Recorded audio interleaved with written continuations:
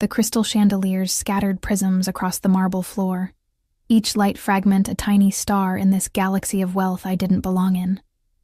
My black cocktail dress, the only decent thing in my wardrobe, felt suddenly cheap against my skin, the polyester blend an imposter among silks and cashmeres.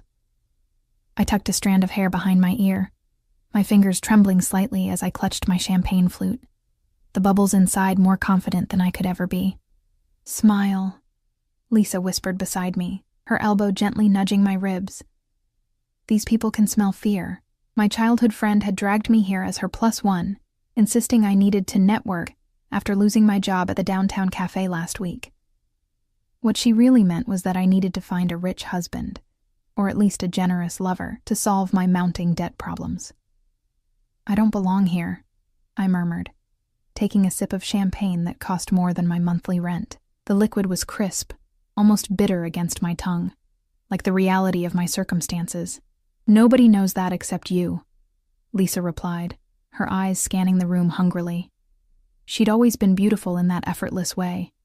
Golden hair, blue eyes, and the kind of confidence that money buys. "Besides, Stella, you look gorgeous tonight. That dress makes your eyes look like emeralds." I forced a smile, knowing she meant well. The gala fundraiser was being held in one of Boston's oldest hotels, a place where old money and new ambitions collided in a symphony of quiet deals and loud laughter. I'd spent hours researching proper etiquette just to avoid embarrassing myself, yet I still felt like an anthropologist observing a foreign culture. That's when I first felt it, the weight of someone's gaze burning into my skin. I turned slowly, my body responding before my mind could catch up. Across the room, partially hidden by a cluster of laughing men in tuxedos, stood someone who didn't quite fit despite his obvious wealth. He wasn't laughing. He wasn't even pretending to smile. Instead, his dark eyes were fixed on me with an intensity that made my champagne taste suddenly sour. "Who is that?" I asked Lisa, trying to sound casual while my heart inexplicably thundered against my ribs. She followed my gaze and her posture instantly changed, straightening, tightening, a prey animal sensing danger. "That's Adriano Russo," she whispered, her voice dropping so low I barely heard her over the string quartet. "Don't stare. Don't even look." "Why? Who is he?" But even as I asked, something primitive inside me already knew the answer. The man radiated danger like heat from a flame. "He owns half the waterfront officially. Unofficially." Lisa shook her head slightly. "Old Italian family. They call him the Prince, because he took over everything when his father disappeared 3 years ago. Nobody asked questions about what happened to Senior." My eyes betrayed me, drawn back to him like a magnet finding north. He was younger than I expected for someone with such a reputation. Early 30s, perhaps, and undeniably handsome in that sharp, threatening way of a predator. His suit wasn't flashy like the tech millionaires preening around us, but I could tell from its perfect fit that it cost more than everything I owned. 2 broad-shouldered men hovered near him, their eyes constantly scanning the room while pretending to enjoy the party. "He's looking at you," Lisa hissed, suddenly gripping my arm. "Why is he looking at you?" "I don't know," I whispered back, a strange heat crawling up my neck. "I've never seen him before." "Well, he's coming over. I'm getting another drink." Lisa's loyalty evaporated as quickly as she did, leaving me alone as the crowd parted like the Red Sea before Adriano Russo's purposeful stride. I looked for an escape route, but my body refused to move, trapped in the amber of his attention. Up close, I could smell his cologne, something expensive and earthy that made me think of forests after rain. A thin scar traced the edge of his jaw, the only flaw in his otherwise perfect features. His eyes were darker than they'd appeared from across the room, not brown, but nearly black, revealing nothing while taking everything in. "You're not enjoying yourself," he said. Not a question, but a statement of fact, in a voice accented just enough to remind me he came from somewhere else originally. Italy, I assumed from what Lisa had said. "I'm fine. Thank you," I replied automatically. The social script for women approached by powerful men ingrained since childhood. Be polite. Don't offend. Find the quickest exit. You're lying. His mouth curved slightly, not quite a smile. You've been checking the exit every 30 seconds since you arrived. The observation unsettled me. I didn't realize I was being watched. Everyone's being watched, just not with the same interest. He took a champagne flute from a passing waiter without taking his eyes off me. You don't know who I am. Again, not a question. I hesitated, caught between honesty and self-preservation. I was just told. He nodded slightly. And now you're afraid. Should I be? The words escaped before I could stop them, and I immediately regretted the boldness born from my nervousness. Instead of anger, amusement flickered across his face, softening its hard edges momentarily. Most people are. You're Stella? The fact that he knew my first name sent alarm bells ringing through my mind. How do you... I make it my business to know who attends these events, he interrupted smoothly, especially when they're as out of place as you are. I'm sorry if I'm not meeting the dress code, I replied, embarrassment and defiance warring within me. That's not what I meant. He stepped closer, and I resisted the urge to step back. You're not calculating the net worth of everyone you speak to. Your smile earlier, the only genuine one I've seen tonight, was for the elderly coat check attendant, not for anyone who could advance your social standing. I swallowed hard, unnerved by his observations. I should find my friend. She's at the bar, flirting with Senator Williams' son. He's engaged to the Thompson heiress. But I doubt that concerns her. His words were delivered without judgment, merely stating facts. You don't know anything about her, I defended weakly, though part of me wondered if he was right. I know everything about everyone in this room. It's how I stay alive. He offered his hand suddenly. Dance with me. It wasn't a request so much as a foregone conclusion. Every instinct told me to refuse, to mumble an excuse and flee. Yet beneath the fear bubbled something darker and more dangerous, curiosity. I'm not a very good dancer, I admitted, staring at his outstretched hand. I am. The simple confidence in those two words pulled at something deep within me.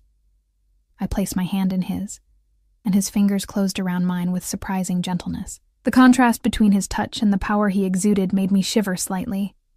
He guided me toward the dance floor where couples swayed to a waltz I didn't recognize. One of his guards, because that's what they were, I realized, not friends or associates, moved to follow, but Adriano dismissed him with a slight shake of his head. His hand settled at the small of my back, warm through the thin fabric of my dress.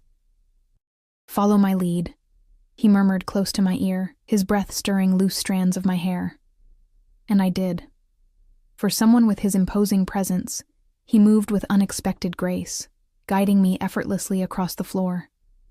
I felt the stares around us, the whispers behind manicured hands, the sudden attention of a room full of people who'd previously looked through me as if I were glass. They're wondering who you are, he said, reading my thoughts with unsettling accuracy. And what are you telling them? I asked, finding my voice again. His lips brushed against my temple, not quite a kiss. That's entirely up to you. The cryptic response hung between us as the music swelled. His thumb traced small circles against the bare skin of my back, each touch sending electric currents up my spine. I should go, I said after the song ended, reality intruding on whatever strange spell had momentarily captured me. You haven't told me why you're here. His hand remained on my back, guiding me toward the terrace doors instead of returning to the main room. My friend Lisa invited me. I glanced back, searching for her familiar blonde head in the crowd, but she was nowhere to be seen. Lisa Montgomery doesn't do anything without ulterior motives. The casual way he dismissed my only friend here sent a chill through me. Outside, the night air was crisp with early autumn, the garden below twinkling with strategic lighting that made the manicured hedges look like something from a fairy tale. Boston's skyline glittered beyond, reminding me how far I was from my tiny apartment in Dorchester. Do you know Lisa well? I asked, wrapping my arms around myself against the chill. Before he could answer, he was shrugging out of his jacket and placing it over my shoulders in one fluid motion. The weight of it, the residual warmth, the scent of him enveloping me, it was all overwhelmingly intimate. Thank you, I murmured, clutching the edges of the expensive fabric. I know her father's gambling debts, Adriano replied, answering my earlier question. I know he borrowed money from people he shouldn't have. I know he's desperate to marry her off to someone wealthy enough to solve his problems. I stared at him, the implications slowly dawning. And you think she brought me here as… What? A distraction? His expression hardened slightly. I think Montgomery would sell his own daughter to keep his kneecaps intact. Bringing your beautiful friend as bait for his creditors would be nothing to him. That's a horrible thing to say. The truth often is. He leaned against the stone balustrade, studying me. Why did you really come tonight, Stella? I told you. Lisa invited… The real reason. His tone brooked no evasion. I sighed, suddenly tired of pretending. I needed a night away from reality, from past due notices and job rejections and wondering how I'm going to make rent next month. I shook my head, embarrassed by my honesty. Stupid, right? Thinking I could escape my problems by playing dress-up for one night. Something shifted in his expression. A softening around the eyes, perhaps. Not stupid. Human. A comfortable silence settled between us as we looked out over the garden. The string quartet's music drifted faintly from inside, a soundtrack to a moment that felt increasingly surreal. Come with me, he said suddenly, straightening up. Where? Somewhere more interesting than this charity facade. He offered his hand again, and I hesitated longer this time. I don't even know you. You know exactly who I am, he countered. Your friend made sure of that. The question is whether you'll let fear make your decisions tonight, or curiosity. It was a challenge wrapped in velvet, and despite everything I knew about self-preservation, I found myself placing my hand in his once more. He led me down a different set of stairs than the ones we'd come up, away from the main party, and through a service corridor where staff in black and white uniforms stepped aside, eyes downcast as we passed. No one questioned him or asked for identification. It was as if the building itself recognized his authority. Should I be worried about where you're taking me? I asked, only half joking. Yes, he replied simply, and the honesty startled a laugh from me. We emerged into what appeared to be a private bar area, much smaller and more intimate than the main ballroom. Only about a dozen people occupied the space, all men except for 2 women draped in diamonds who looked bored with their companions. The room fell silent as we entered, all eyes turning to Adriano, and then, with undisguised curiosity, to me. Boss, one man acknowledged, rising slightly from his seat until Adriano waved him back down. He guided me to a corner booth, his hand never leaving the small of my back. The possessive gesture wasn't lost on the room's occupants, whose expressions ranged from surprise to calculation to barely concealed envy. Whiskey, he told the bartender who appeared instantly at our table. And for the lady? Just water, please, I said, aware that I needed my wits about me. Bring the Macallan 25, Adriano amended, dismissing the bartender with a nod. As the man hurried away, I became acutely conscious of my surroundings. The subtle power dynamics playing out around us, the deference shown to Adriano, the assessing looks directed at me. These are your… colleagues? I asked carefully. Some business associates, some enemies pretending to be friends. His casual honesty was disarming. None worth introducing to you. The drinks arrived with remarkable speed. The amber liquid in Adriano's crystal tumbler caught the light as he raised it slightly in my direction before taking a sip. I watched his throat work as he swallowed, aware that my fascination with him was growing more dangerous by the minute. Do you make a habit of this? I asked, taking a sip of water. Rescuing women from boring parties? I've never done this before, he said, his intensity returning full force, which is why they're all watching. They're wondering what makes you special. I glanced around and found he was right. Eyes darted away as my gaze met theirs. And what does make me special? I asked, genuinely curious.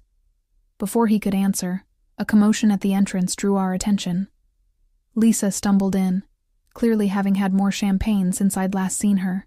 She was clutching the arm of a young man I didn't recognize, her laughter too loud for the subdued atmosphere. Her eyes widened when she spotted me. Stella! There you are! I've been looking everywhere. She started toward our table, but the young man pulled her back, whispering urgently in her ear as he stared at Adriano with naked fear. Adriano didn't acknowledge them, instead turning his attention fully back to me. An old friend of yours. Since elementary school, I admitted. Though sometimes I wonder if we've grown too far apart. People reveal their true nature under pressure, he said, watching as Lisa and her companion retreated hastily from the room. You learn quickly who stands beside you and who runs. The words hit closer to home than he could know. My ex-boyfriend had vanished the moment I'd lost my job, and my mother had stopped answering my calls when I couldn't lend her money anymore. Loyalty had proven a rare commodity in my life. Is that what you're doing? I asked boldly, putting pressure on me to see my true nature. A genuine smile crossed his face, transforming his features from handsome to breathtaking. Perhaps I'm allowing you to see mine. The room seemed to recede around us, the background noise fading as our conversation intensified. He asked about my life, real questions that required real answers. Where I'd grown up, a small town outside Pittsburgh, what I'd studied, English literature, what I'd wanted to be, a writer once upon a time before pragmatism set in. In turn, I learned fragments about him. His love of sailing, his collection of rare first editions, his preference for silence over small talk. It was during a lull in our conversation that I noticed a man approaching our table. Tall, gray-haired, with the confident stride of someone used to deference. Russo, the man acknowledged with a tight smile that didn't reach his eyes. What a surprise finding you here. Judge Calloway. Adriano didn't stand or offer his hand. I wasn't aware you frequented establishments like this. Special occasion. The judge's gaze slid to me, assessing and dismissive in the same look. Aren't you going to introduce me to your friend? Something dangerous flashed in Adriano's eyes. There and gone so quickly I might have imagined it. No. The simplicity of his refusal hung in the air between them, a challenge neither man seemed willing to escalate further. The judge's face flushed slightly before he nodded stiffly and continued to the bar. That was rude, I whispered, though part of me was oddly thrilled by his protective response. He doesn't deserve to know your name. Adriano's voice was low, almost a growl. He leaned closer, his lips nearly brushing my ear. Let them watch, he whispered, his breath warm against my skin. They'll learn you belong to me. The possessive declaration should have sent me running. Instead, I felt a treacherous heat bloom in my chest, spreading outward until my whole body hummed with it. I didn't belong to anyone, had prided myself on my independence even when it meant struggling alone. Yet something in his words called to a part of me I hadn't known existed until this moment. I pulled back slightly to look at him, searching for any sign that this was a game or a power play. What I found in his eyes was something altogether more frightening: sincerity. You don't even know me, I said, my voice barely audible. I know enough. His hand found mine under the table, his thumb tracing the delicate bones of my wrist. And I want to know more. It was then that I made my first mistake. I smiled at him, genuine and unguarded. The answering heat in his eyes told me he recognized it for what it was. Not submission, but permission to continue this dangerous dance we'd begun. I never saw the flash of the camera from across the room, never noticed the figure slipping out with evidence of my fatal error. By the time I would understand the consequences of that single unguarded moment, it would be far too late to escape the web I had wandered into so willingly. The night air carried the scent of possibility, as Adriano guided me out of the hotel through a side entrance I hadn't known existed. His security detail materialized from the shadows, 2 men in front, 1 behind, moving with practiced precision. The sudden appearance of armed guards should have shattered whatever spell I was under, but instead, it only heightened the surreal quality of the evening. Where are we going? I asked, as a sleek black Bentley pulled up to the curb. The driver emerged silently, opening the rear door with a slight bow toward Adriano. To dinner, he replied simply, his hand on my lower back as he guided me into the vehicle. Unless you're not hungry? My stomach answered for me with an embarrassing growl. I hadn't eaten since lunch, a sad peanut butter sandwich at my kitchen counter. Too nervous about the gala to manage anything else. I'll take that as a yes, Adriano said, his lips quirking into that almost smile that made my pulse quicken. The interior of the car was all buttery leather and polished wood, the partition between us and the driver already raised for privacy. As we pulled away from the curb, I realized I was still wearing his jacket, the expensive fabric pooling around me like a shield. "I should give this back," I said, starting to shrug it off. "Keep it." His eyes tracked the movement, something possessive in his gaze. "It suits you." I settled back, letting his scent envelop me. "You do this often? Whisk women away from parties to mysterious destinations?" "You're still afraid of me." Not answering my question, but making an observation. "I'm cautious," I corrected. "There's a difference." He leaned back against the leather seat, studying me in the dim glow from passing streetlights. "Tell me something true, Stella. Something you've never told anyone." The request was so unexpected that I laughed nervously. That's quite a demand from someone I just met. "We're beyond social conventions, don't you think?"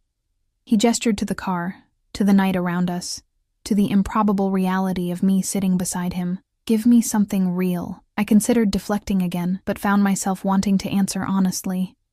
"I'm terrified of ending up like my mother," I said finally. Alone at 60, working 2 jobs to make ends meet, wondering where her life went wrong.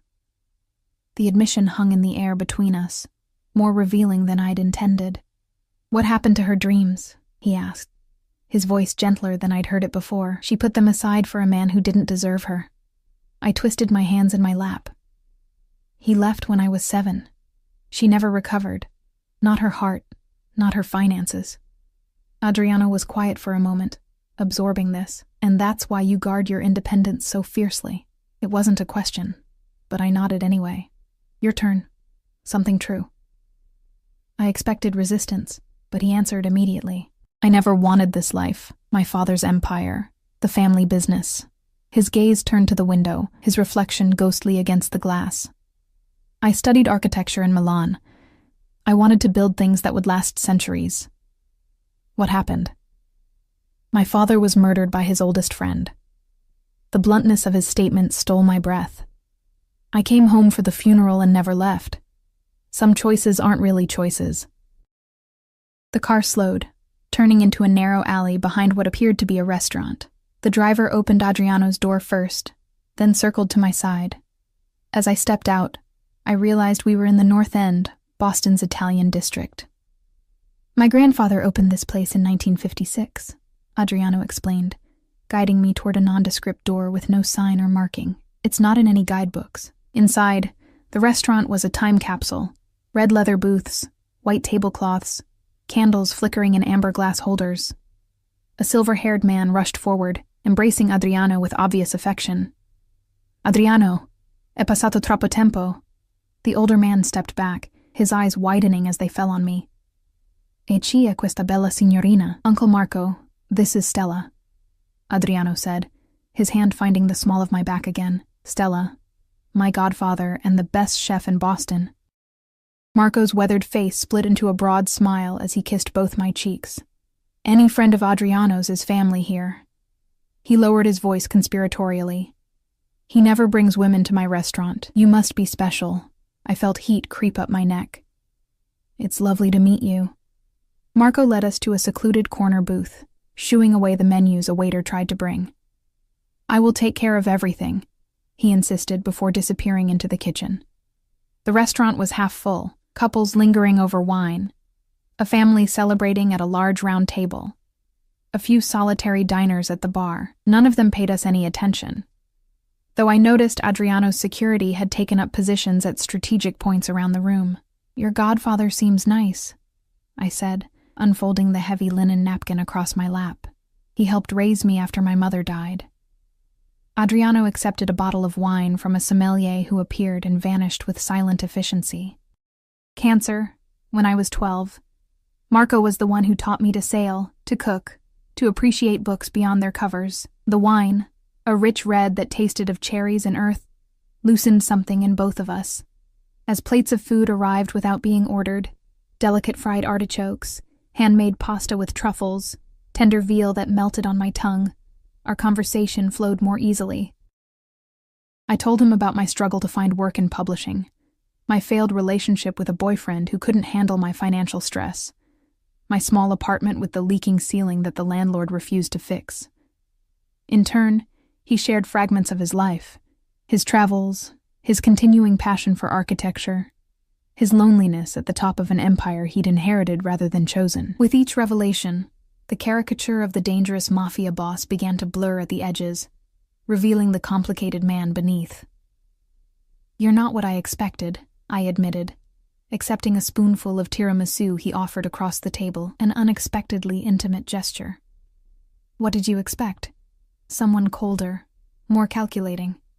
I licked cream from my lips, noticing how his eyes tracked the movement.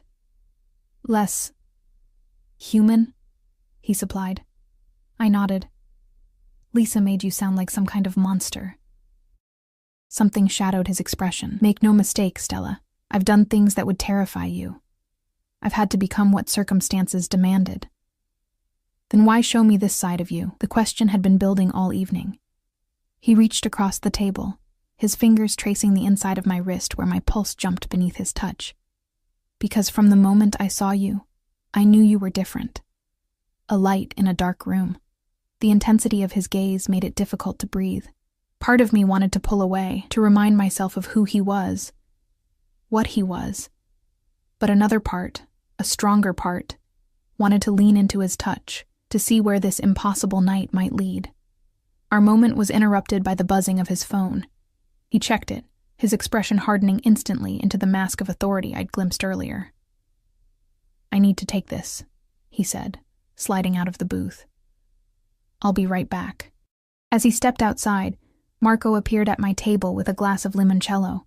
"So," he said, settling into the seat Adriano had vacated, "how did you meet our boy?" "Just tonight, actually," I admitted. "At the Hawthorne Charity Gala." Marco's eyebrows shot up. "Tonight? Mamma mia. The way he looks at you." He shook his head in wonder. "I haven't seen that look since he was a young man before all this." He gestured vaguely, encompassing Adriano's current life. "What was he like? Before, I mean." Marco's eyes grew distant with memory. "Passionate. Always sketching buildings, bridges. He was going to change the skyline of every city he touched." He sighed deeply. His father's death broke something in him.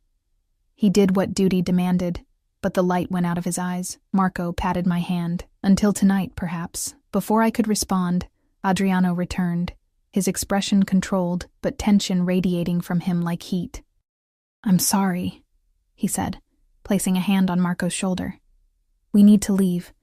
There's a situation that requires my attention." Marco stood, embracing Adriano again. "Don't be a stranger, filio mio."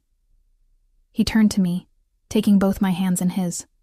"And you, Bella Stella, come back soon. With or without him." He winked, kissing my cheeks again. Outside, the night had turned colder, or perhaps it was just the shift in Adriano's demeanor that chilled me.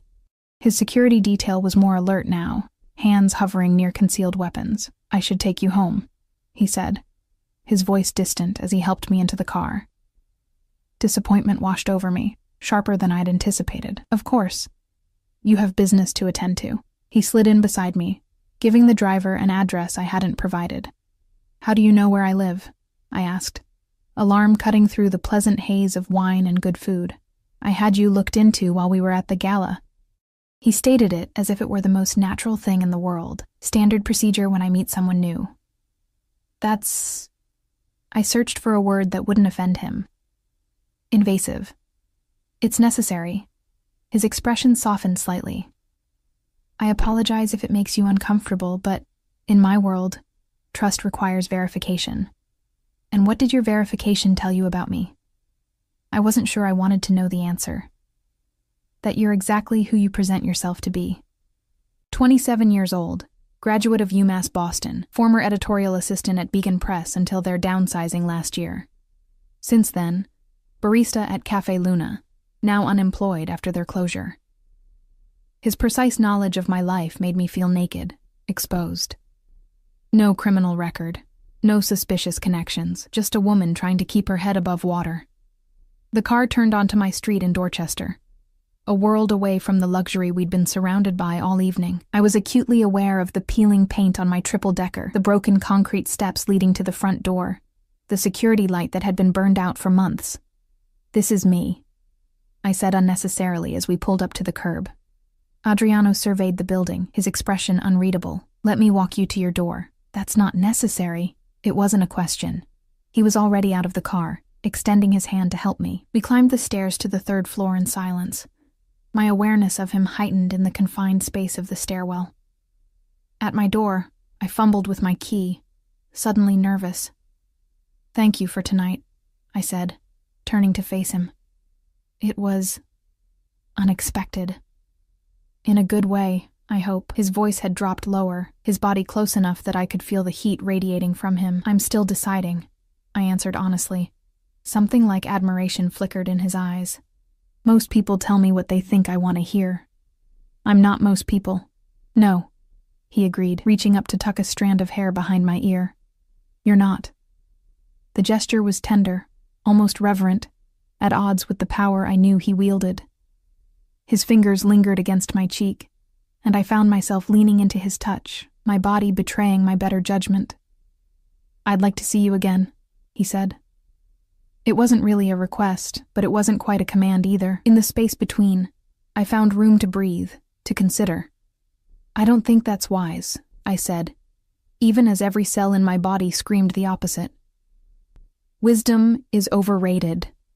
His thumb brushed across my lower lip, sending electricity down my spine. Tomorrow night, I'll send a car. I haven't agreed, I reminded him. But you will. The certainty in his voice should have angered me, but instead, it made my heart race faster. Before I could formulate a response, he leaned in, his lips brushing my cheek just beside the corner of my mouth. Not quite a kiss, but a promise of one. Good night, Stella, he murmured, his breath warm against my skin. I stood frozen as he descended the stairs, only releasing my held breath when I heard the front door close behind him. With trembling hands, I unlocked my apartment and stepped inside, leaning against the closed door. The contrast between the evening I'd just experienced and my cramped apartment was jarring. The peeling wallpaper, the secondhand furniture, the stack of unpaid bills on the kitchen counter, all harsh reminders of reality after the fairy tale of the night. I was still wearing Adriano's jacket, I realized. Slipping it off, I held the expensive fabric to my face, inhaling his scent one last time before carefully hanging it on the back of a chair. Common sense told me to never see him again, to return his jacket via courier with a polite note declining further contact, to run as far as possible from a man who represented a world of danger I couldn't begin to comprehend. Instead, I found myself moving to the window, watching as his Bentley pulled away from the curb. Just before it disappeared around the corner, I saw the flash of another car's headlights switching on, pulling out to follow at a discreet distance. A chill ran through me that had nothing to do with the draft from my poorly sealed windows. I wasn't the only one watching Adriano Russo tonight, and something told me the other observers didn't have his best interests at heart. I stepped back from the window, drawing the threadbare curtains closed.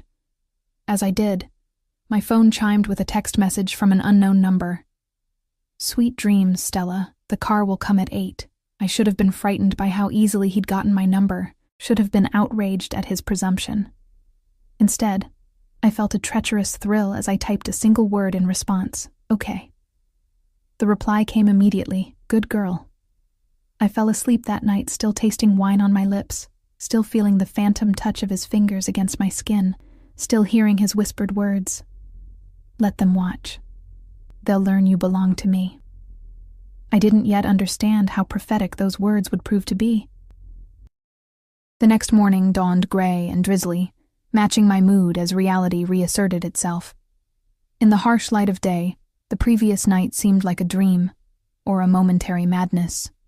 What had I been thinking, agreeing to see Adriano again? A man who had me investigated within hours of meeting me. A man who, by his own oblique admission, had done things that would horrify me. I spent the morning alternating between practical tasks, sending out job applications, calling about an overdue electric bill, and glancing at my phone, half expecting to see a message canceling tonight's plans. Part of me hoped he would, the more sensible part. At noon, my doorbell rang. No one ever visited me unannounced. Cautiously, I peered through the peephole to see a delivery man holding a large white box. "Delivery for Stella Bennett," he called through the door. I opened it cautiously. "That's me." "Sign here, please." After I scrawled my signature, he handed over a box so light I wondered if it was empty. Back inside, I set it on my kitchen table and lifted the lid. Nestled in tissue paper was a dress. Deep emerald green silk that slipped through my fingers like water. Beneath it lay a matching pair of heels and a small velvet jewelry box containing teardrop emerald earrings that caught the dim light of my apartment and transformed it into something magical. A small card rested at the bottom, in strong, slashing handwriting, "For tonight. Though you would look beautiful in anything. Or nothing." A heat flooded my face at his boldness. I should return it all. Should text him immediately to cancel. Should listen to every warning bell clanging in my head. Instead, I found myself lifting the dress, holding it against my body as I looked in the mirror. The color made my eyes seem greener, my pale skin luminous. It was easily the most expensive thing I'd ever held, let alone worn. My phone chimed with a text from Lisa. "OMG, call me now. What were you doing with Russo?" I ignored it, setting the phone face down on the counter. Whatever interrogation she had planned would have to wait.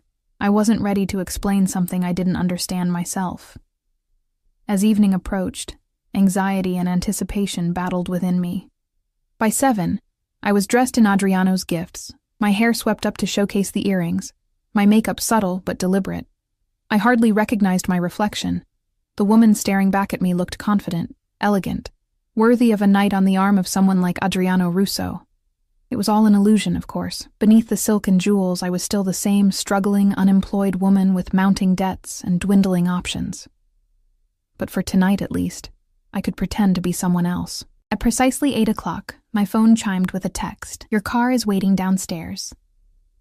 I took a deep breath, picked up my small clutch, and headed out the door, unaware that I was walking toward a point of no return. The car waiting for me wasn't the Bentley from last night, but a sleek Aston Martin with tinted windows. The driver, different from yesterday but with the same vigilant eyes, opened the door without a word. As I slid into the buttery leather seat, I was surprised to find Adriano himself waiting inside, his dark gaze traveling over me with undisguised appreciation. "You look stunning," he said, his voice low and intimate in the confines of the car. "Thank you for the dress." I smoothed the silk over my knees, hyper-aware of his presence beside me, and the shoes, and the earrings. It was too much. It wasn't nearly enough. He reached across the space between us, his fingers grazing the emerald at my earlobe. "They match your eyes perfectly." The simple touch sent electricity through me. He was dressed immaculately in a charcoal suit that emphasized the breadth of his shoulders, a faint shadow of stubble darkening his jaw. The effect was devastating. "Where are we going tonight?" I asked, trying to regain my composure. "My home." He watched my expression carefully. "For dinner. Nothing more than you're comfortable with." The idea of seeing where he lived both thrilled and terrified me. His home would reveal more about him than our carefully orchestrated evening at the restaurant. It would be stepping further into his world, a world I still knew almost nothing about. "You seem nervous," he observed as the car pulled away from the curb. "Should I be?" His mouth curved into that almost smile that made my heart skip. Always honest. It's refreshing. He reached for my hand, his thumb tracing circles on my palm. "No harm will come to you in my home, Stella. You have my word." The sincerity in his voice shouldn't have reassured me as much as it did. After all, what was the word of a man whose business likely involved breaking laws I couldn't even imagine? Yet somehow I believed him. We drove out of Boston, heading north along the coast. The rain had cleared, leaving the night sky scattered with stars that appeared and disappeared behind wispy clouds. Adriano maintained a light hold on my hand, his touch both possessive and gentle. "Tell me more about your writing," he said, breaking the comfortable silence that had settled between us. I blinked in surprise. "How did you know I write? You mentioned wanting to be a writer once. I assume that means you still write, even if it's not your profession." His observation was unnervingly accurate. "I do," I admitted. "Nothing worth reading. Just stories I work on late at night when I can't sleep." What kind of stories? I hesitated, unused to discussing my private creative outlet. Reimagined fairy tales mostly. Darker versions where the princess saves herself. Interest flickered in his eyes. I'd like to read them sometime. The thought of Adriano Russo reading my amateur fiction was so absurd. I nearly laughed. They're really not very good. Let me decide that. There was no condescension in his tone, only genuine curiosity. What else keeps you awake at night besides writing? The question was innocent enough, but something in his voice made it feel more intimate. Worry mostly. About money. About the future. And now? And now what? His eyes held mine. What will you think about tonight when you're lying awake? Heat bloomed in my chest, spreading upward to my face. Probably this conversation, he smiled. A real one this time that transformed his features from handsome to breathtaking. Good. The car turned onto a private road, winding through dense trees that eventually opened to reveal a sprawling property overlooking the ocean. The house, though mansion would be a more accurate term, was modern and glass-fronted, perched on a cliff with waves crashing below. "This is where you live?" I asked, unable to keep the awe from my voice. "One of my homes," he replied, watching my reaction. "I prefer this one. It's private." As we pulled into a circular driveway, I noticed the security, discreet but unmistakable. Men patrolled the grounds and cameras were positioned strategically around the property. It was beautiful, but fortified, like its owner. Adriano led me inside, his hand resting lightly on my lower back. The interior was a study in contrasts, soaring ceilings and walls of glass showcasing the dramatic seascape, while warm wood and soft textures made it feel surprisingly inviting. Modern art hung on the walls, sculptures placed thoughtfully throughout the open space. "You have a beautiful home," I said, following him through the entrance hall into a vast living area. "Thank you." He gestured toward the floor-to-ceiling windows where the full moon cast a silver path across the dark water. "The view is why I bought it." A woman appeared silently, not security, but staff, I realized from her attire. "Dinner is ready whenever you are, Mr. Russo." "Thank you, Mrs. Chen. We'll have a drink first." She nodded and disappeared as quietly as she'd arrived. "Would you like to see more of the house before dinner?" Adriano asked. "I'd love to." He guided me through rooms that revealed more of himself than any conversation could. A state-of-the-art kitchen, where he admitted to cooking when he needed to clear his mind. A gym where he trained daily. A library with floor-to-ceiling shelves filled with an eclectic mix of architecture texts, classics, and contemporary fiction. I paused at a drafting table set up near the library's windows, architectural drawings spread across its surface. "Are these yours?" A flicker of something like vulnerability crossed his face. "A hobby I haven't entirely abandoned." I leaned closer, examining the intricate designs for what appeared to be a community center. "These are incredible. The light distribution, the flow of the space." I looked up to find him watching me intently. "You should have been an architect, in another life, perhaps." He moved beside me, his shoulder brushing mine. "This design is for a youth center in the North End. Marco's been asking for years." "You're building it for him?" "For the community." He gathered the drawings, aligning their edges with precise movements. "A place for kids to go after school, something positive." The revelation didn't fit with my preconceptions about him, about what a man in his position would care about. Before I could question further, he guided me to a different part of the house, stopping before a closed door. "This room you might find particularly interesting," he said, opening it to reveal a collection that took my breath away. Books, hundreds of them, filled custom-built shelves. But these weren't just any books. Glass cases protected what I instantly recognized as rare editions and first printings. "Oh my God," I breathed, moving toward the nearest case where a first edition of The Great Gatsby rested. "This is incredible." "You can touch them," Adriano said, entering a code on a keypad that unlocked the case. "They're meant to be handled, not just displayed." With reverent fingers, I lifted the Fitzgerald, opening it carefully to find the original dust jacket preserved. "How did you start collecting?" "My mother loved books." His voice softened with memory. "The first edition I bought was for her, Dante's Inferno. After she died, I kept collecting. It connected me to her somehow. He showed me his favorites, a Shakespeare folio, a signed Hemingway, a beautifully illustrated Alice in Wonderland. Each came with a story of its acquisition, revealing a passion I hadn't expected from him. "This one made me think of you," he said, retrieving a slim volume from another case. "When I saw you last night." He placed it in my hands, a first edition of Angela Carter's The Bloody Chamber, her dark feminist retellings of classic fairy tales. "You couldn't have known I'd like this," I said, stunned by the coincidence. "I didn't. But something about you reminded me of her heroines. Beautiful, brave, unwilling to be victims of circumstance." His fingers brushed mine as he took the book back, returning it to its place. Now I know why. The moment stretched between us, charged with something deeper than physical attraction. Standing in this room filled with treasures he clearly cherished, seeing the passion in his eyes as he spoke of literature, I glimpsed yet another layer of this complex man. "We should eat," he said finally, breaking the spell, "before Mrs. Chen thinks we've forgotten her efforts." Dinner was served on a terrace overlooking the ocean, heaters warding off the autumn chill. The meal was exquisite. Seafood caught that morning, wine from his personal cellar, dessert that melted on my tongue. Throughout, our conversation flowed easily, covering everything from books to music to travel. It was only as Mrs. Chen cleared the dessert plates that Adriano's phone buzzed. He checked it, his expression hardening into the mask of authority I was beginning to recognize. "Excuse me," he said, standing. "I need to take this. Please enjoy the view. I won't be long." As he stepped away to take the call, I turned my attention to the moonlit ocean below.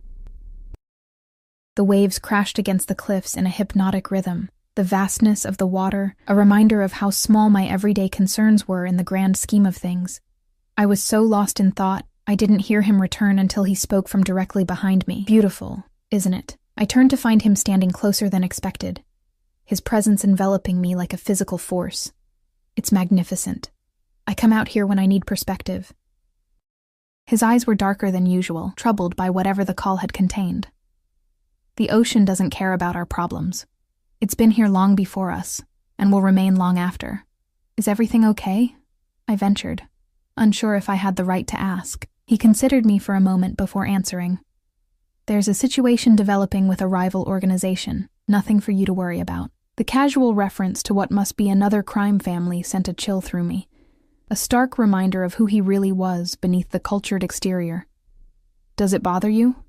he asked, reading my expression with unsettling accuracy. What I'd do? I couldn't lie, not when he was looking at me like that. Yes, it should bother anyone. Rather than anger, my honesty seemed to please him. Most women I meet either pretend not to know or convince themselves it's all legitimate business. "I'm not most women. No," he agreed, stepping closer until I could feel the heat radiating from his body. "You're not." His hand came up to cup my cheek, his touch so gentle it made my heart ache. "I should send you home," he murmured, his thumb tracing my lower lip. "Before I do something we might both regret. Is that what you want?" My voice was barely audible over the sound of the waves below. "What I want," he said, his eyes never leaving mine, "is to keep you, to make you mine in every way possible." The raw honesty in his voice sent heat spiraling through me. "But what I want doesn't matter. What do you want, Stella?" The question hung between us, weighted with possibilities. I knew what the sensible answer was. To thank him for dinner, return to Boston, and never see him again. To run as far as possible from a man who represented a world of danger I could scarcely comprehend. Instead, I found myself rising on my toes, closing the distance between us until my lips brushed his. "This," I whispered against his mouth. "I want this." Something broke in him then, a restraint he'd been maintaining since we met. His arms encircled me, pulling me against the hard length of his body as his mouth claimed mine in a kiss that was both tender and demanding. I melted into him, my hands finding their way to his shoulders, his neck, his hair. When we finally broke apart, both breathing hard, his eyes had darkened to obsidian. "Be very sure, Stella," he warned, his voice rough with desire, "because if we start this, I won't let you go easily." The possessiveness in his tone should have frightened me. Instead, it sent a thrill of excitement through my veins. "I'm sure." He took my hand, leading me through the house to a wing we hadn't visited earlier. His bedroom was as I might have expected: spacious, masculine, dominated by a massive bed facing the same ocean view. But I had little time to observe the details before his mouth was on mine again, his hands roaming my body with increasing urgency. We fell onto his bed in a tangle of limbs and half-removed clothing, the silk of my dress sliding against the crisp cotton of his shirt. His lips traced a burning path down my neck, across my collarbone, to the swell of my breasts above the dress's neckline. "You're even more beautiful than I imagined," he murmured against my skin, his accent thickening with desire. "And I've imagined you many times since last night." His confession sent heat pooling low in my belly. I reached for the buttons of his shirt, desperate to feel his skin against mine.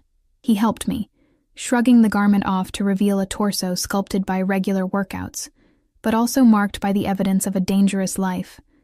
Scars that told stories I wasn't sure I wanted to hear. I traced one that curved along his ribs, a question in my touch. "Knife," he explained simply. "Moscow 5 years ago, a business negotiation that went poorly." Another reality check. Another reminder of the world he inhabited. But it was too late for second thoughts. My body had made its decision, overriding every warning signal my brain tried to send. His hands found the zipper of my dress, pausing with a question in his eyes. At my nod, he slowly lowered it, his gaze never leaving mine as he peeled the silk away from my skin. What followed was a revelation.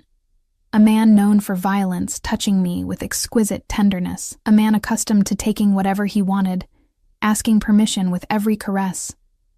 A man surrounded by luxury savoring me as if I were the most precious thing he'd ever held. Afterward, as we lay tangled in his sheets, my head resting on his chest, his fingers tracing idle patterns on my bare back, a contentment unlike anything I'd ever known settled over me. It was dangerous, this feeling. More dangerous than his world, his enemies, his business. This sense of belonging, of rightness, when everything logical told me I should feel the opposite. "What are you thinking?" he asked, pressing a kiss to my temple. "That I should be terrified right now." But I'm not. His arms tightened around me. "Good. There's nothing to fear from me, Stella. Not ever." I believed him. God help me. Despite everything I knew about him, everything I still didn't know, I believed him. Sleep claimed me eventually, cradled in the arms of a man who had killed, who had built an empire on violence and fear, who had whispered against my skin that I belonged to him, as if it were an irrefutable fact of nature. I woke to sunlight streaming through windows that had been clear the night before, but were now partially frosted for privacy. Adriana was gone, but a note rested on his pillow.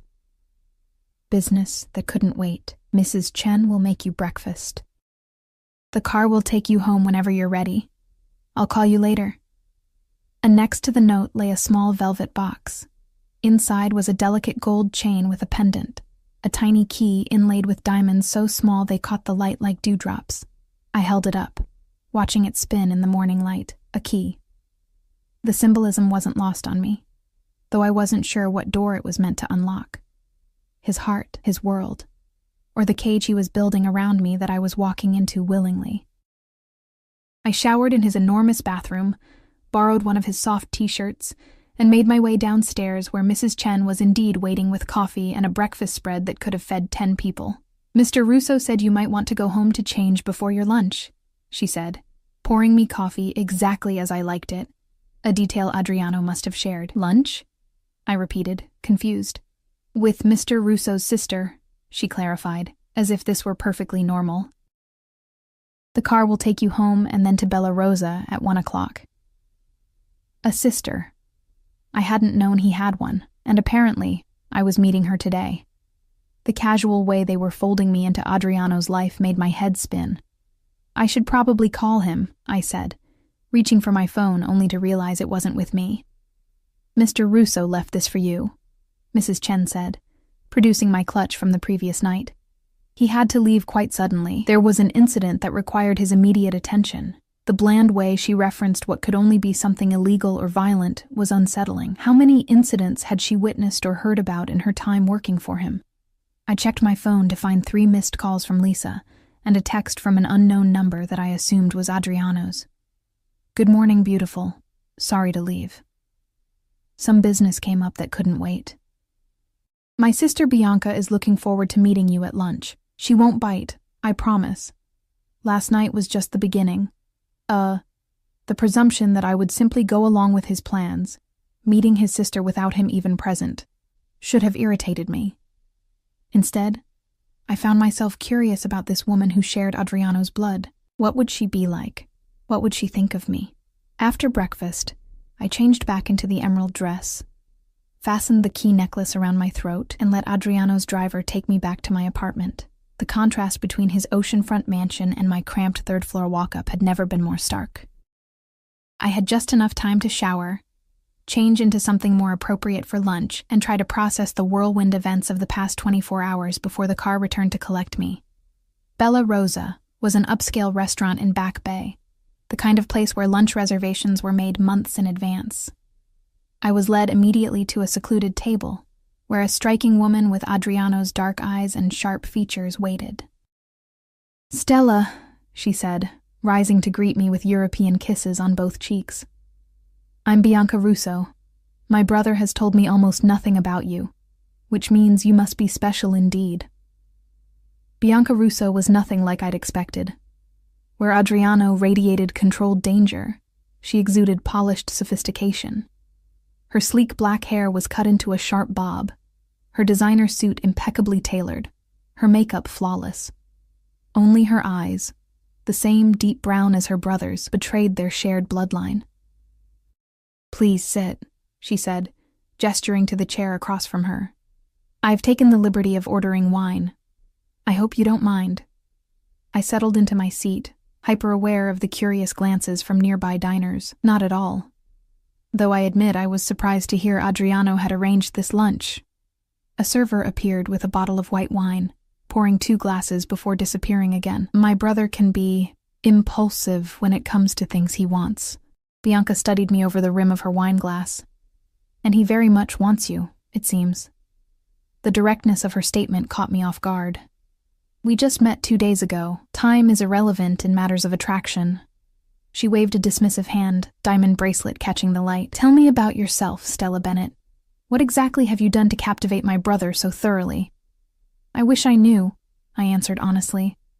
"I'm nobody special." Her perfectly arched eyebrow rose. "That's where you're wrong. Adriano doesn't waste time on the ordinary." The conversation paused as a waiter arrived with appetizers I didn't remember ordering, delicate plates of tuna tartare and arancini. "Forgive my bluntness," Bianca continued once we were alone again. "But I need to understand your intentions with my brother." I nearly choked on my wine. My intentions? I think that's usually the question asked about the man, not the woman. A smile flickered across her face, softening her sharp features momentarily. In normal circumstances, perhaps. But Adriano is not a normal man, and his position makes him vulnerable in ways you might not appreciate. "You think I want something from him?" It wasn't a question. The assumption stung, though I could hardly blame her for it. "Everyone wants something from him," she replied matter-of-factly. "Money, power, protection. The question is what you want." I set down my fork, meeting her gaze directly. "I don't want anything from him. I didn't even know who he was when we met." She studied me for a long moment, searching for deception. "You understand what my brother does for a living?" "I have an idea," I said carefully. "But you spent the night with him anyway." Her tone wasn't judgmental, merely curious. Most women with your background would run in the opposite direction. Maybe I'm not as smart as most women. That drew a genuine laugh from her. "Or perhaps you're more honest about what attracts you. Power is seductive, Stella. So is danger. There's no shame in admitting it." I shifted uncomfortably, unwilling to analyze my attraction to Adriano quite so clinically. "It's more complicated than that, of course it is," she conceded. "Love always is." "I didn't say anything about love," I objected quickly. Her smile turned knowing. You didn't have to. The main courses arrived, seafood risotto for her, mushroom ravioli for me, providing a welcome interruption. As we ate, Bianca shifted to safer topics, my background, my writing aspirations, my thoughts on Boston. She was surprisingly easy to talk to when not interrogating me about her brother, sharp-witted and genuinely interested in my responses. You're not what I expected, I admitted as we lingered over dessert, tiramisu that reminded me of my dinner with Adriano the night before. A criminal's sister, you mean? Her directness was refreshing, if disconcerting. What did you expect? Some mafioso stereotype from the movies? I don't know what I expected, I admitted. Adriano mentioned you only in passing. Yes. My brother plays his cards very close to his chest. She sipped her espresso. Even with me. Especially since he took over the family business. You're not involved in it? I asked cautiously. I run the legitimate side of things. At my confused expression, she elaborated. Real estate development, import, export, restaurants, nightclubs, every good operation needs a public face.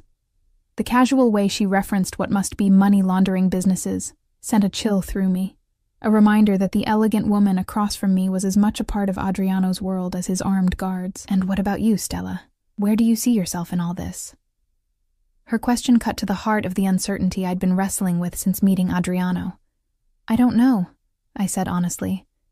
This has all happened so fast. A word of advice, she said, her expression softening slightly. My brother moves quickly once he's made a decision. He sees something he wants. He takes it. It's both his greatest strength and his most dangerous flaw. And you think I'm just something he wants to take? The idea bothered me more than I wanted to admit. No, she said after a thoughtful pause. I think you might be the first thing he's wanted that he's afraid he can't keep.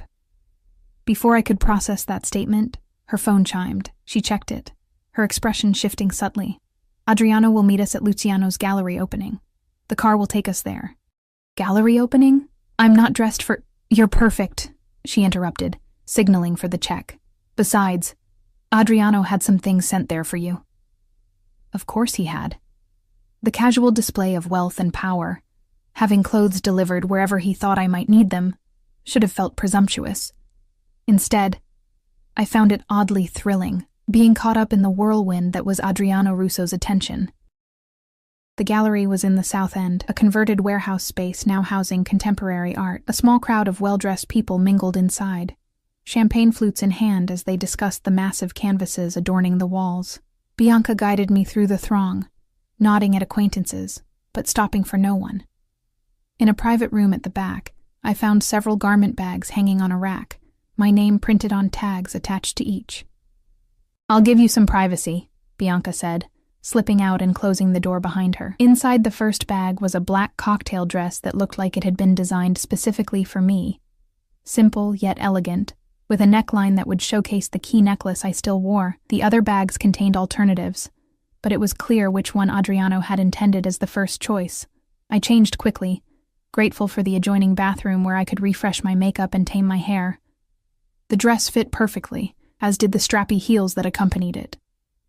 Looking in the mirror, I hardly recognized myself. The woman reflected back seemed confident, sophisticated, at home in this world of wealth and power that had been thrust upon me. When I emerged, Bianca nodded approvingly. Perfect. Now let's find my brother before he terrorizes the poor artist for being too friendly with me. Are he and Luciano friends? I asked as we made our way back to the main gallery space. Luciano owes him money, she said simply.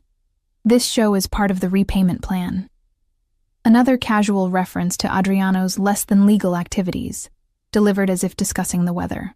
I was beginning to understand that this would be my new normal if I continued seeing him, constant reminders of the darker aspects of his life, interspersed with moments of surprising tenderness. I spotted Adriano before he saw me, his tall figure commanding attention even in a room full of striking people. He was dressed in a charcoal suit similar to the one from the previous night. Deep in conversation with a nervous-looking man I assumed was Luciano, two of his ever-present security detail hovered nearby, surveying the room with watchful eyes. As if sensing my gaze, Adriano looked up, his expression transforming when he saw me. The intensity of his focus made my breath catch. It was as if everyone else in the room had suddenly disappeared. He excused himself from Luciano and crossed to us in long strides. Without hesitation, he pulled me into his arms, claiming my mouth in a kiss that was far from appropriate for a public setting. I should have been embarrassed, but all I could feel was the heat of his body against mine and the possessive press of his lips. "I missed you this morning," he murmured when we finally broke apart, his accent thicker than usual. "You could have woken me to say goodbye," I replied, aware of Bianca watching us with barely concealed amusement. "You were sleeping so peacefully." His hand settled at the small of my back, a gesture I was beginning to realize was his way of marking territory. "I see you've met my sister. We had a lovely lunch," Bianca said. Very illuminating. The look Adriano shot her carried a warning. "I hope you behaved yourself." "Don't I always?" She smiled innocently. "Now, if you'll excuse me, I should congratulate Luciano on his creative debt repayment." As she walked away, Adriano turned his full attention back to me. "I'm sorry about this morning. There was a situation that required immediate attention. Mrs. Chen mentioned an incident," I said carefully. "Is everything okay?" His expression darkened momentarily. "It's handled. Nothing for you to worry about." The dismissal, gentle as it was, reminded me of the boundaries around his business. Boundaries I wasn't sure I wanted to cross. "The dress is beautiful," I said instead, changing the subject, "though you seem to have an uncanny knowledge of my measurements." "I pay attention to what matters," he replied, his eyes traveling over me with undisguised appreciation. "And everything about you matters to me." The naked emotion in his voice made my heart skip. This man, this dangerous, powerful man, looked at me as if I were the most precious thing in his world. It was intoxicating and terrifying in equal measure. "Come," he said, taking my hand. "Let me show you the collection. Luciano may be in debt, but his work has merit." We moved through the gallery, Adriano's arm around my waist, his security detail maintaining a discreet distance. He was knowledgeable about art, pointing out techniques and influences in the massive abstract canvases, with the same precision he'd shown discussing architecture. People watched us, some openly staring, others pretending not to notice while stealing glances. I felt their curiosity like a physical touch, wondering who I was to be on the arm of Adriano Russo. "They're all talking about us," I murmured, leaning closer to him. "Let them," he replied, unconcerned. "Let them see who holds my attention now." The possessiveness in his tone sent a shiver down my spine, part thrill, part warning. I was beginning to understand that Adriano's interest wasn't casual. He didn't do casual. He was claiming me, publicly and deliberately. As we paused before a particularly striking canvas of blues and golds, I became aware of a woman watching us with undisguised hostility. Tall, model thin, with the kind of beauty that came from expensive maintenance, she clutched a champagne flute with white-knuckled intensity. "Who is that?" I asked quietly, nodding in her direction. Adriano glanced over, his expression hardening. "Sofia Valentini, a mistake from the past." Before I could inquire further, the woman in question was approaching, her stilettos clicking aggressively against the concrete floor. "Adriano," she purred, ignoring me completely. "What a surprise finding you here. It's been too long." "Not long enough," he replied coldly. "Sofia, this is Stella. Stella, an old acquaintance." The dismissive introduction made her face flush beneath her perfect makeup. "Acquaintance? Is that what you're calling it now?" She turned to me finally, her smile venomous. "Did he tell you about us, Kara? About the ring he gave me? Or has he conveniently forgotten that part?" Adriano's arm tightened around my waist. "That's enough, Sofia." "He'll tire of you," she continued as if he hadn't spoken, her eyes raking over me dismissively. "He always does.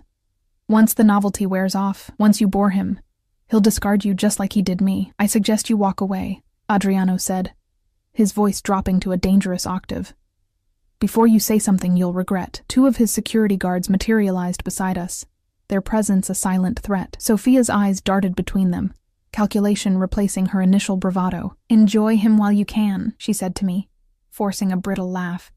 "Just remember, everything he touches eventually turns to ash." With that parting shot, she turned on her heel and stalked away, leaving a wake of tension behind her. "I'm sorry about that," Adriano said, once she was out of earshot.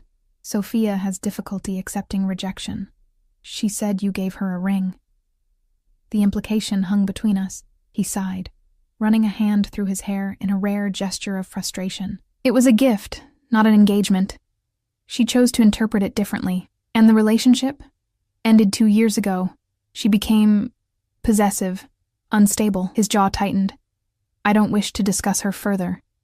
She's irrelevant to us." The dismissal bothered me, not because I cared about his past relationship, but because of the casual way he eliminated people from his life when they no longer served his purpose. Would I one day be just another mistake from the past? As if reading my thoughts, he turned to face me fully, his hands cradling my face. "Don't let her get into your head, Stella. What I feel for you is different. What we have is different." "How can you be so sure? We barely know each other. I know everything I need to know." His thumbs traced my cheekbones, his gaze intense. "From the moment I saw you, I knew you were meant to be mine." The certainty in his voice should have frightened me. Instead, it sent a thrill through my veins, a dangerous heat that pooled low in my belly. This was madness, this instant connection, this all-consuming attraction. Yet I couldn't deny the rightness I felt in his arms, as if I'd been searching for something my entire life, without knowing what it was until now. "Let's get out of here," he said, reading the desire in my eyes. "I've made an appearance. That's enough." We didn't say goodbye to anyone, not Bianca, not Luciano. Adriano simply took my hand and led me through the gallery, his security clearing a path as we went. Outside, his car was waiting, engine running. The ride back to his house was charged with tension, his hand on my thigh, his eyes never leaving my face. We barely made it through the door before he was pressing me against the wall, his mouth hungry on mine, his hands exploring my body with increasing urgency. "I thought about this all day," he confessed between kisses, his voice rough with desire. "About you in my bed, wearing nothing but that key around your neck." I gasped as his lips found the sensitive spot below my ear. "The key? What does it mean?" He pulled back slightly, his eyes dark with emotion. "It means you have access to parts of me no one else does." His hand came up to cradle my face. "It means I'm trusting you with more than I've ever trusted anyone." The admission stole my breath. I knew what it cost a man like him to make such a declaration, a man whose survival depended on keeping others at a distance, on never showing vulnerability. Words failed me, so I answered with actions instead, pulling him back to me, pouring everything I couldn't say into my kiss. We made it to his bedroom eventually, leaving a trail of discarded clothing in our wake. Later, as we lay tangled in his sheets, my head on his chest listening to the steady thrum of his heartbeat, a contentment unlike anything I'd ever known washed over me. It was dangerous, this feeling. More dangerous than his business, his enemies, his world. This sense that I belonged here, with him, when every logical part of my brain was screaming warnings. "What are you thinking?" he asked, his fingers tracing idle patterns on my bare shoulder. "That this is insane," I admitted. 2 days ago, I didn't know you existed. Now I'm in your bed, wearing your key, meeting your sister. Does it feel wrong?" I considered the question carefully. "No," I said finally. "That's what scares me. It feels like the most right thing I've ever done." His arms tightened around me, his lips pressing against my temple. "Then stop thinking so much and just feel." I wanted to. God, how I wanted to surrender completely to this unexpected connection. But Sophia's words lingered in the back of my mind, along with the memory of the way Adriano had dismissed her. Once the novelty wears off, once you bore him, he'll discard you, just like he did me. "Adriano," I said hesitantly, "what do you really want from me?" He shifted, propping himself up on one elbow to look down at me. "Everything," he said simply. "I want everything, Stella. Your days, your nights, your laughter, your tears. I want to be the first person you see in the morning and the last before you sleep." His hand cupped my cheek. "I want you to be mine in every way possible." The intensity of his declaration should have terrified me. Instead, it called to something primal within me, a desire to be claimed, to belong, to matter that deeply to someone? You hardly know me, I whispered. I know enough, he insisted. The rest, we'll discover together. I wanted to believe him, wanted to trust that this whirlwind connection was real, that it could last beyond the initial attraction. But life had taught me hard lessons about fairy tales and happy endings. What about your world? I asked. Your business, the danger. His expression sobered. I won't lie to you, Stella. My life comes with risks, but I can promise you this. I will do everything in my power to keep those risks from touching you. His fingers traced the line of my jaw.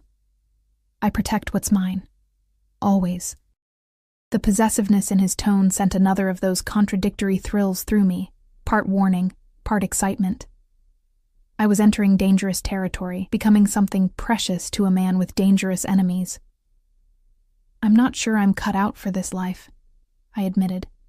The security, the looking over your shoulder, the not knowing, you're stronger than you think. His faith in me was unwavering, and you won't be alone. I'll be beside you every step of the way. It was a seductive vision, never having to struggle alone again, having this powerful man as my champion and protector. But what would be the cost? What would I have to sacrifice to belong in his world? As if sensing my internal conflict, Adriano pulled me closer, his kiss gentler than before. Don't decide tonight, he murmured against my lips. Just stay with me. The rest will sort itself out. I surrendered to his embrace, pushing my doubts aside for the moment. Tomorrow would bring reality crashing back.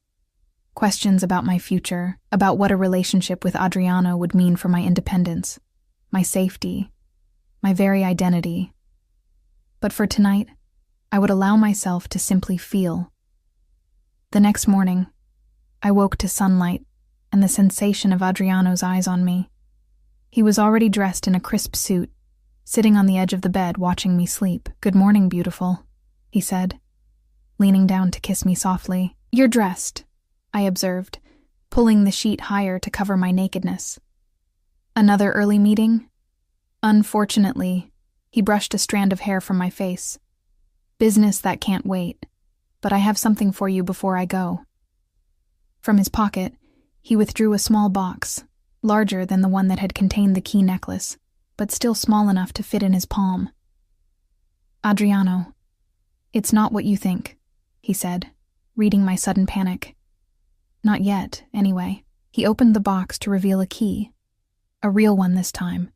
Not a symbolic piece of jewelry. This is to my penthouse in the city, he explained. I want you to stay there while I'm handling this business matter. I have my own apartment, I reminded him. Though the thought of returning to my cramped space after experiencing his luxury was less appealing than it should have been, which is neither secure nor suitable. His tone brooked no argument. The penthouse is in the Millennium Tower.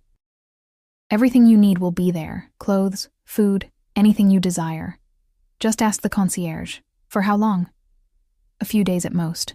His expression softened at my hesitation. Please, Stella. It would ease my mind to know you're somewhere safe. Safe from what?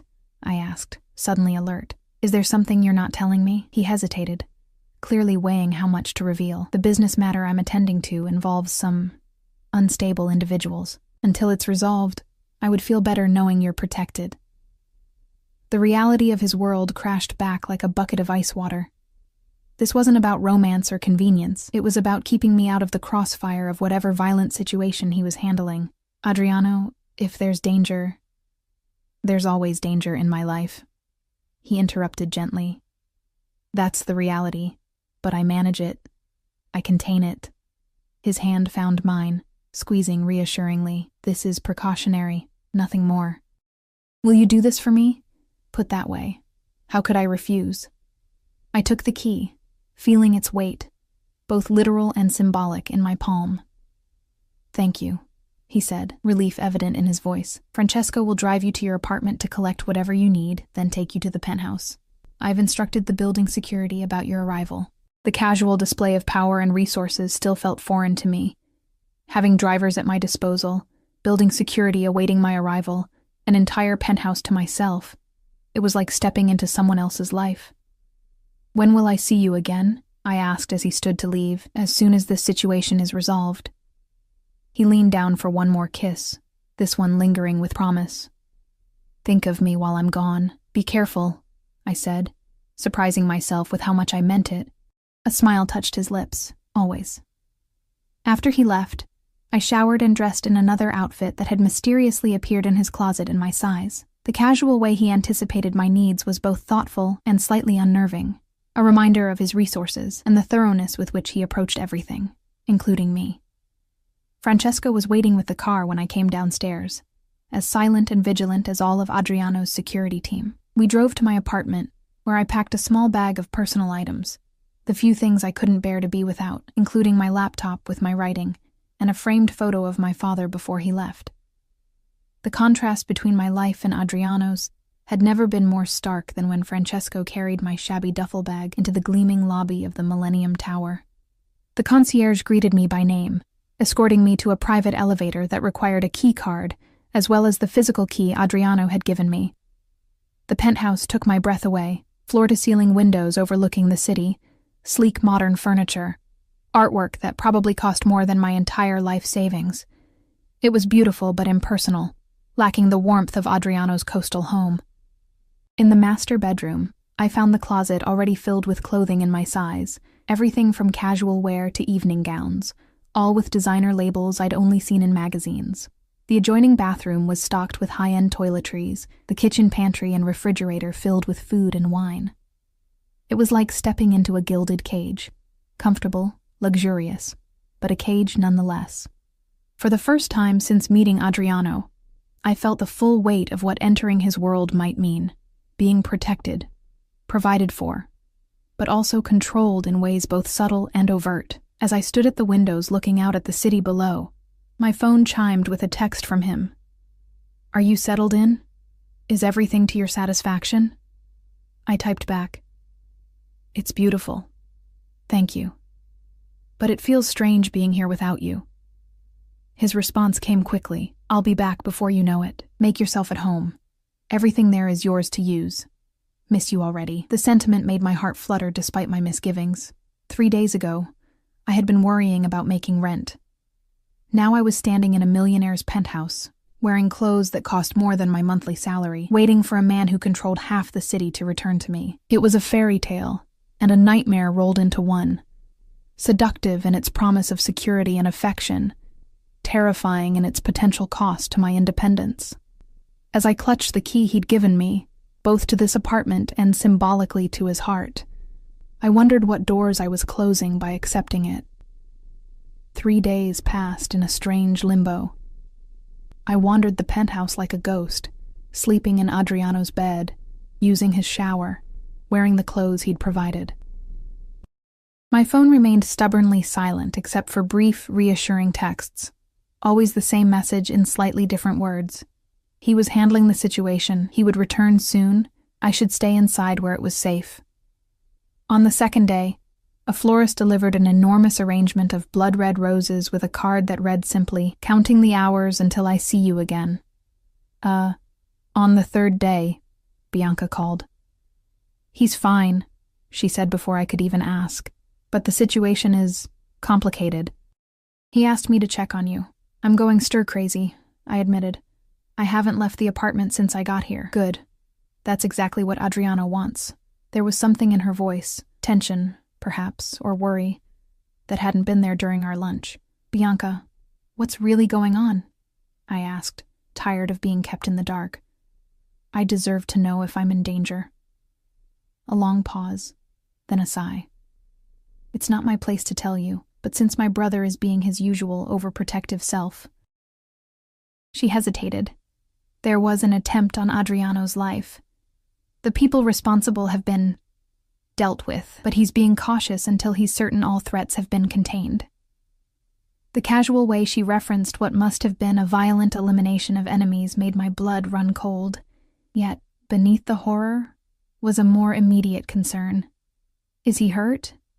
"Nothing serious," which wasn't the same as no. "Look, I know this isn't the life you signed up for, Stella. Few civilians could handle it. If you want out, I can arrange—" "I don't want out," I interrupted, surprising myself with the vehemence in my voice. "I want to see him. Another pause. I'll tell him you said that. It might be just what he needs to hear right now. After we hung up, I paced the penthouse with renewed anxiety. Someone had tried to kill Adriano. He was injured, though Bianca claimed not seriously. And instead of coming to me, he was keeping his distance, protecting me, yes, but also perhaps protecting himself from having to face my reaction to the violence of his world. By the fourth morning, restlessness drove me to the building's private gym on the 30th floor. At least there I could work out my frustration on a treadmill while still technically remaining inside as instructed. The gym was empty when I arrived, the floor-to-ceiling windows offering the same spectacular view as the penthouse 20 floors above. I was 30 minutes into a punishing run, sweat soaking my borrowed designer workout clothes, when I felt it, that familiar weight of being watched. I turned to find Adriano standing in the doorway, his eyes locked on me with an intensity that made my heart stutter. He looked exhausted, a faint bruise yellowing along his jaw, but otherwise whole. He wore a simple black sweater and dark jeans, more casual than I'd ever seen him, somehow more vulnerable for it. I stepped off the treadmill, unsure whether to run to him or maintain my distance. 4 days of worry and isolation had left me with a tangled mess of emotions: relief, anger, fear, longing. He made the decision for me, crossing the room in long strides and pulling me into his arms. I went willingly, breathing in his familiar scent, feeling the solid strength of him against me. "You're here," I murmured against his chest. "You're okay." His arms tightened around me. "I'm sorry for staying away. I needed to be sure it was safe." I pulled back slightly, studying his face, the shadows under his eyes, the tight set of his jaw. "Bianca told me someone tried to kill you." A flash of annoyance crossed his features. "She shouldn't have worried you. She shouldn't have had to," I countered. "You should have told me yourself." He sighed, releasing me to run a hand through his hair, a gesture I was beginning to recognize as a sign of frustration. "I was trying to protect you from the ugliness of my world. By shutting me out? By giving you plausible deniability," he said, his voice hardening slightly. "What happened to those men? It wasn't something you should have to know about." The implication hung heavy between us. Adriano hadn't just defended himself, he had eliminated his enemies, permanently. "I want to go upstairs," I said finally. "This isn't a conversation for a public space." He nodded, taking my hand and leading me to the private elevator. We rode in silence, the tension between us thick enough to touch. In the penthouse, I headed straight for the shower, needing a moment to collect my thoughts. When I emerged, wrapped in one of his plush robes, he was waiting in the living room, 2 glasses of whiskey poured. I accepted one, taking a fortifying sip before facing him. "Tell me everything," I said. "No more protecting me from the truth." He studied me for a long moment, as if weighing how much I could handle. "The Colombians thought they could expand into my territory," he said finally. "They started with small incursions, a protection racket here, a smuggling operation there. I sent warnings. They ignored them." He swirled the amber liquid in his glass, watching the light play through it. 3 nights ago, they sent a hit team to the restaurant where I was meeting with my captains. 3 men with automatic weapons." His voice was clinically detached, as if describing a business transaction rather than an attempt on his life. "My security neutralized 2. The 3rd managed to get off a shot before he was subdued." "That's how you got this," I said, reaching out to gently trace the bruise on his jaw. "Debris from a shattered mirror," he confirmed. "Nothing serious." "And the men who sent them?" His eyes met mine, unflinching. "They won't be sending anyone else." The coldness in his voice should have terrified me. This was the other side of Adriano Russo. Not the man who collected rare books and designed community centers, but the one who eliminated threats with ruthless efficiency, the man who had built and maintained a criminal empire through violence and fear. "This is your world," I said softly. "This is what being with you means." "It's part of it," he acknowledged. "The part I wanted to shield you from." His hand covered mine where it still rested against his cheek. "But yes, this is the reality of my life. I won't insult you by pretending otherwise." I withdrew my hand, moving to the window to stare out at the city below. From this height, everything looked orderly, peaceful. But I knew better now. I knew about the currents of power and violence that flowed beneath the surface. "I need to know something," I said, my back still to him. "And I need the truth, Adriano, not what you think I want to hear, always," he promised. I turned to face him. "If I walked away right now, if I said this was too much, that I couldn't live in your world, what would happen?" Pain flashed across his features before he controlled it. "I would let you go," he said, each word precise and measured. "I would ensure you were financially secure, that you never had to worry about rent or bills again. And I would make certain that no one, not my enemies, not my allies, ever bothered you. You wouldn't try to keep me against my will?" The question seemed to wound him physically. "Is that what you think of me, that I would cage you?" He set down his glass, approaching me with slow, deliberate steps. "Stella, I want you by my side because you choose to be there. Anything else would be meaningless." I believed him. God help me. Despite everything I now knew about him, despite the violence and danger that surrounded him, I believed in the sincerity of his feelings for me. "I'm scared," I admitted, my voice barely above a whisper. "Not of you. Of this life. Of waking up one day to learn you've been killed. Of always waiting for the other shoe to drop." "Fear is natural," he said, standing close enough that I could feel the heat radiating from his body, but not touching me. "It keeps us alert, keeps us alive, but you can't let it rule you. Is that how you live? With the constant knowledge that someone might be coming for you?" "I live each day fully aware it could be my last," he said simply. "It makes every moment more precious. Especially the moments with you." The raw honesty in his voice broke something open inside me. I had been fighting this connection since the moment we met, telling myself it was madness, that it could never work. But standing here now, facing the reality of who he was, both the darkness and the light, I found myself unwilling to walk away.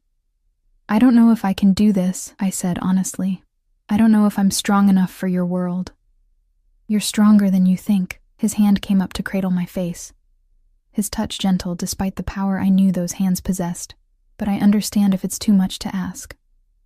I leaned into his touch, closing my eyes. "I need time. To think. To process all of this." "Take all the time you need," he said, though I could hear the strain in his voice. "The penthouse is yours for as long as you want it. I can stay elsewhere if my presence complicates things for you." The thought of him leaving again, of facing more days alone with my churning thoughts, was suddenly intolerable. "No," I said, reaching for him. "Stay, please."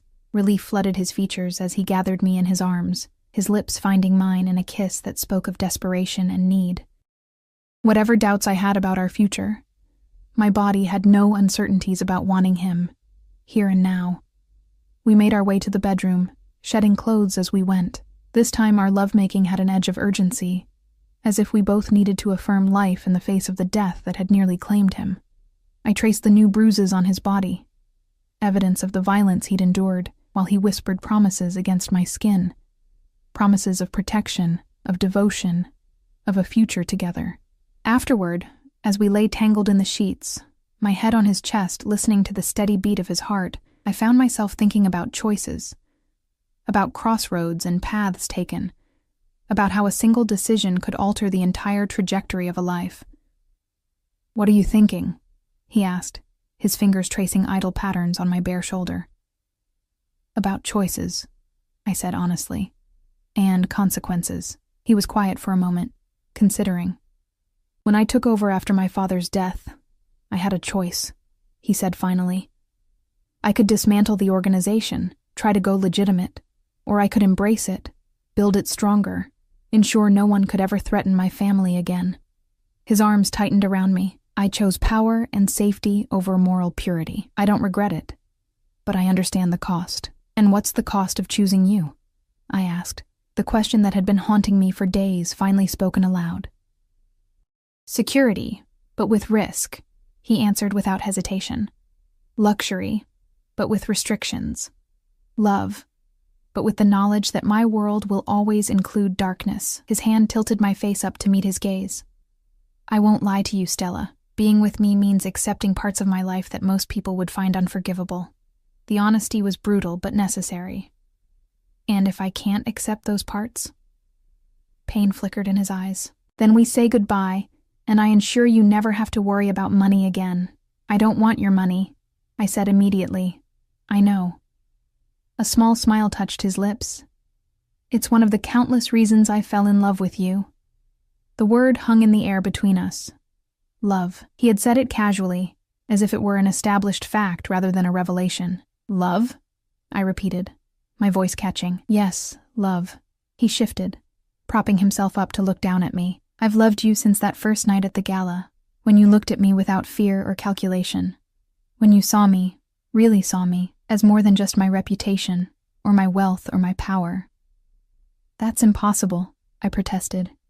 You can't fall in love that quickly, can't you? His fingers traced the curve of my cheek. Haven't you felt it too? This connection between us that defies logic or time? I couldn't deny it. From the moment his eyes had found mine across that crowded ballroom, something had clicked into place. A recognition, a sense of coming home I'd never experienced before. I'm afraid to call it love, I whispered. Love makes you vulnerable. It does, he agreed. It's the greatest risk I've ever taken, greater than any business venture or territory expansion. His eyes held mine, unflinching in their intensity. But some risks are worth taking, Stella. In that moment, looking up at this complex, dangerous, tender man who had stormed into my life and upended everything I thought I knew about myself, I made a choice. Perhaps I had made it days ago, in that first dance, or in his library surrounded by rare books, or in his bed with the sound of waves crashing below. I love you too, I said, the words rising from some deep, certain place inside me. God help me, but I do. The smile that broke across his face was transformative, boyish, joyful, without the sharp edges or careful control he usually maintained. He kissed me then, a kiss of such tenderness it made my heart ache. Say it again, he murmured against my lips. I love you, I repeated, finding it easier the second time, more natural. But loving you doesn't mean I've figured out how to live in your world. We'll figure it out together, he promised. Day by day. I don't expect you to change overnight, Stella. I just need to know you're willing to try. I am, I said, surprising myself with how much I meant it. But I need something from you too, anything. Honesty, I said firmly. No more shutting me out to protect me. If we're going to do this, really do this, then I need to know what I'm facing, the good and the bad. He considered this, his expression serious. There are some details of my business that it's safer for you not to know. I'm not asking to be involved in your business, I clarified. I'm asking not to be left in the dark when things affect us, like attempts on your life or danger that might touch me. He nodded slowly. That's fair. No more shutting you out. You'll know the broad strokes, if not every detail. And one more thing, I added. I need my independence. I can't just be kept. I need my own work, my own purpose. A smile touched his lips. I wouldn't have it any other way. Your fire, your determination, they're part of what I love about you. His hand found mine, fingers intertwining. What if I helped you publish your stories? Not by buying a publishing house, he added quickly, but by connecting you with legitimate editors who would judge your work on its merits. The offer was tempting, a door opening to a dream I'd nearly abandoned. You would do that? I would do anything to see you fulfilled, Stella. Your happiness is my happiness now. The sincerity in his voice washed over me like a balm. For so long, I had been alone, struggling against the world with no one in my corner. Now I had this man, this powerful, dangerous, loving man, offering to stand beside me, to support me without diminishing me. So, he said, his eyes searching mine, where do we go from here? I considered the question carefully, weighing all I now knew about him, about his world, about the life we might build together. Forward, I said finally. Together. One day at a time. Relief and joy mingled in his expression. Together, he repeated, sealing the promise with a kiss. 6 months later, I stood in the doorway of Adriano's, our coastal home, watching as he discussed plans with the contractor. The community center in the North End was nearly complete. a project he had thrown himself into with surprising passion once I had encouraged him to reconnect with his architectural roots. Much had changed in those months.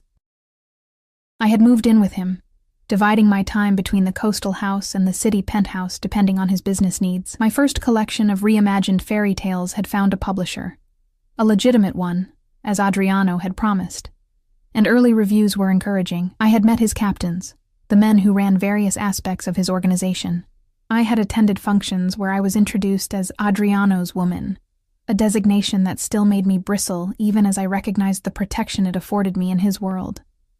I had learned to live with the constant security, the awareness of potential threats, the knowledge that the man I loved made decisions daily that existed in moral gray areas I would never fully understand. It wasn't a perfect life. There were arguments, fierce ones, about boundaries and independence, about risks and responsibilities. There were nights I lay awake listening to him take calls in his study, knowing lives hung in the balance of his decisions.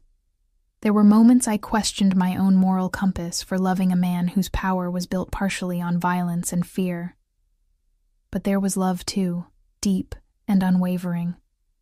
There was respect, as he supported my writing career without trying to control it. There was partnership, as we navigated the complex reality of our lives together. I was still lost in thought when I felt his arms encircle me from behind, his chin resting on my shoulder. "What's on your mind, my love?" he asked, pressing a kiss to my temple. "Just thinking about how much has changed," I said, leaning back against his solid warmth. 6 months ago, I was worried about making rent. Now I'm helping design a multi-million-dollar community center. His arms tightened around me. "Do you regret it? Any of it?" I turned in his embrace to face him, taking in the features that had become as familiar as my own. The sharp jawline, the penetrating dark eyes, the mouth that could be cruel in business but was only ever tender with me. "No," I said honestly. "It's not the life I imagined for myself. It's more complicated, more dangerous. But it's also more," I searched for the right word, "more everything," he supplied, understanding as he always did. "Yes," I agreed, "more everything." He reached into his pocket, withdrawing a small velvet box that made my heart skip. "I was going to wait until tonight when Marco is hosting that dinner for us. But I find I can't wait any longer." He opened the box to reveal a ring that took my breath away. An emerald surrounded by diamonds. Elegant, yet understated compared to what he could certainly afford. "Stella Bennett," he said, his voice rough with emotion. "You walked into my life like a revelation. You've seen all of me, the darkness and the light, and somehow still chosen to stay. Will you marry me? Be my wife? My partner? My equal in all things?" The sincerity in his eyes brought tears to mine. This was no possessive gesture, no marking of territory. This was a man asking for a commitment of equals, offering his heart with no reservations. "Yes," I said, my voice steady despite the tears. "Yes, I'll marry you." His smile was radiant as he slipped the ring onto my finger, then pulled me into a kiss that promised a lifetime of passion, protection, and partnership. Later that evening, as we celebrated our engagement with Marco, Bianca, and a few trusted members of Adriano's inner circle, I caught my reflection in a window. The woman staring back at me so different from the one who had reluctantly attended a charity gala 6 months before. I wore confidence now like a second skin, my posture straight, my gaze direct. I belonged here, not because Adriano had claimed me, but because I had chosen this life with open eyes. "Happy?" Adriano asked, appearing beside me with 2 glasses of champagne. "Very," I said, accepting a glass and clinking it against his. "Though I still can't believe how much has changed since you whispered, 'Let them watch,' in my ear that first night." He smiled, that genuine smile that still transformed his features. "I meant it then, and I mean it now. Let them watch us build something extraordinary together. Let them see what real partnership looks like." I leaned into him, feeling the solid strength of the man who had become my safe harbor in a dangerous world. "To us," I said, raising my glass, "and to the extraordinary life we're building, together." "Together," he echoed, the word a vow more binding than any ceremony could provide.